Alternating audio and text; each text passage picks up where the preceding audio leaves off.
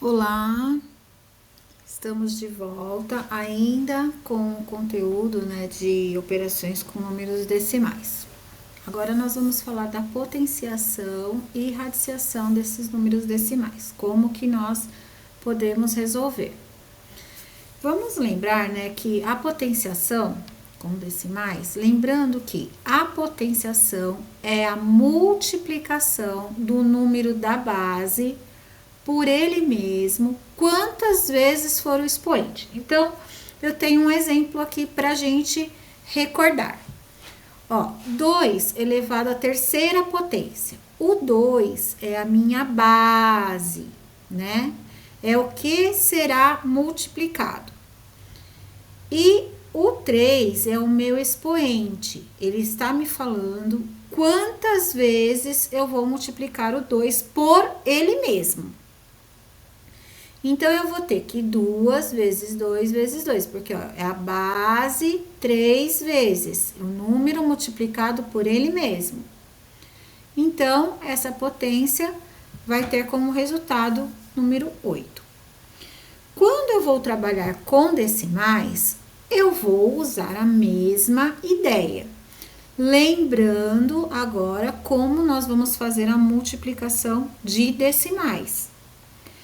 Eu já coloquei uma aulinha aí anterior para ensinar a multiplicação com decimais. Então, olha só, eu tenho 0,4 elevado ao quadrado.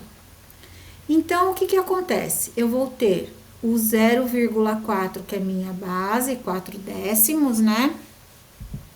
Quantas vezes eu vou multiplicar ele por ele mesmo? 2 vezes, porque é o meu expoente aqui. Então, eu vou fazer uma multiplicação. Então, eu vou retomar com vocês a multiplicação de decimais. Sempre lembrando que a gente coloca vírgula embaixo de vírgula. Na multiplicação, eu falo para a gente esquecer a vírgula. Agora que a gente vai fazer a continha. Depois, a gente pensa nela novamente. Então, aqui, ó. 4 multiplicado por 4 dá 16. Aí, 1, o 6. Aí, eu vou fazer 4 multiplicado por 0, dá 0. Com mais um que tá lá em cima, 1. Já usei a casa do décimo. Agora, eu vou fazer com a parte inteira. Então, eu coloco o mais ou o 0 aqui na casa que eu não vou usar mais e faço a continha novamente. Se você já tiver prática, não precisa fazer a conta com o 0, né? Só movimentar a vírgula. Mas como a gente está aprendendo aqui ainda, então, vamos fazer a conta com o 0.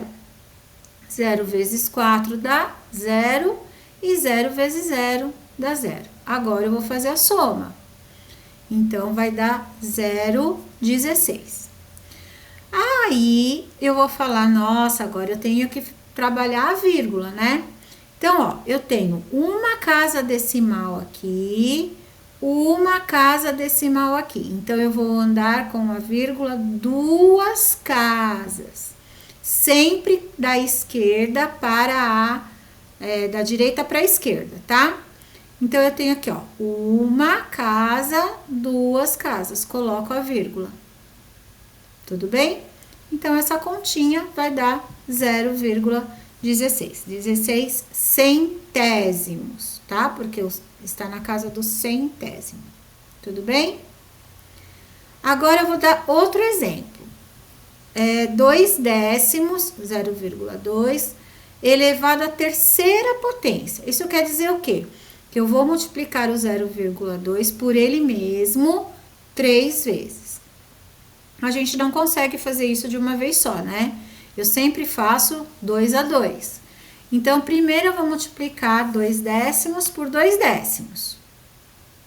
Vou fazer a continha. Então, dá 2 vezes 2, 4. 2 vezes 0, 0. Não vou usar mais a casa do décimo. 0 vezes 2, 0. E 0 vezes 0, 0. Vou somar. Dá 0, 0, 4. A mesma coisa, ó. Eu tenho 2 casas decimais. Então, eu vou contar 2 casas, né? Uma daqui, outra daqui. Então, ó, 1, 2. coloco a vírgula. Muito bem, agora eu vou pegar este número, 4 centésimos, e vou multiplicar pelo 2 décimos, que estava faltando. Muito bem, lembrando, ó, eu preciso igualar as minhas casas para eu não errar, então eu coloco 0.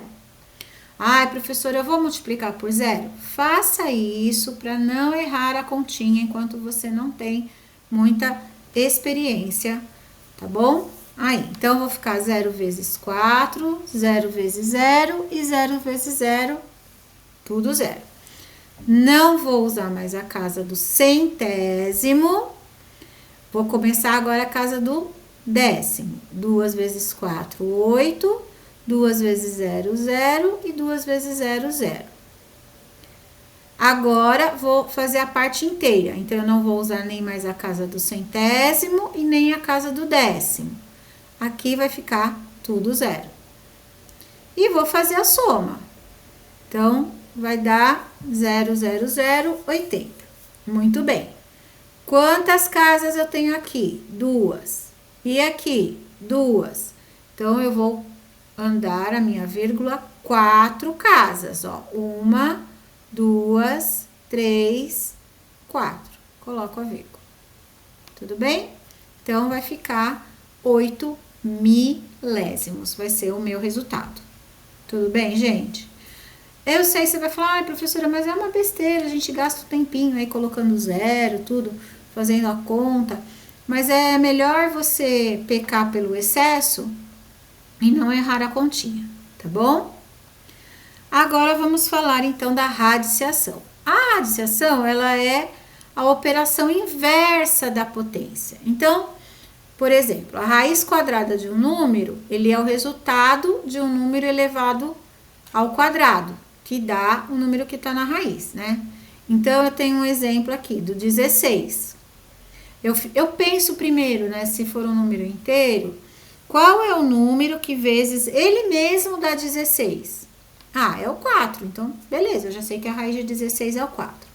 Mas vamos supor que seja um número grande e eu não lembre a raiz. O que vocês vão ter que fazer? Vocês vão fatorar, né? Aqui, ó, quando eu fatoro, eu transformo esse número em números primos, tá? Então, eu vou fazer, ó, que o 16 dividido por 2, porque ele é um número par, né? Vai dar 8. Eu consigo ainda dividir o 8 por 2, que dá 4. Eu consigo ainda dividir o 4 por 2, que dá 2. Aí, eu consigo dividir o 2 por 2, que dá 1. Chegou aí, parou. Como eu quero a raiz quadrada, o que acontece? Eu vou juntar de parzinhos, né? Porque quem manda aqui, ó, quando não tem nada é o 2. Então, eu monto um parzinho de 2 e outro parzinho de 2. Aí, eu multiplico 2 vezes 2, 4. Tudo bem? Depois eu vou fazer uma aulinha sobre isso direitinho. Então, vamos lá. Agora, eu tenho a raiz quadrada de 4 centésimos. Eu aconselho transformar o número decimal em fração, tá? Eu acho que fica mais fácil. Então, o que acontece aqui, ó? Eu vou ter a raiz quadrada de 4 centésimos. Eu transformei o meu decimal em fração. Aí, eu vou pensar, qual é a raiz quadrada de 4? Que número vezes ele mesmo dá 4? 2. Que número vezes ele mesmo dá 100? O 10. Então, eu vou ter aqui 2 décimos. E transformo novamente em decimal. Eu acredito que fica muito melhor fazer desse jeito. Mais tranquilo, tá? Mais fácil. Agora, eu tenho lá, ó, 1 inteiro e 69 centésimos. Raiz quadrada. O que eu faço? Transformo o número em fração. Aí, eu vou pensar, 169. Que número vezes ele mesmo dá 169? 13. Se eu não lembrar, tem que fatorar, tá? Eu vou dar um exemplo depois de novo da fatoração. E o 100? 10. Então, eu tenho aqui 13 sobre 10.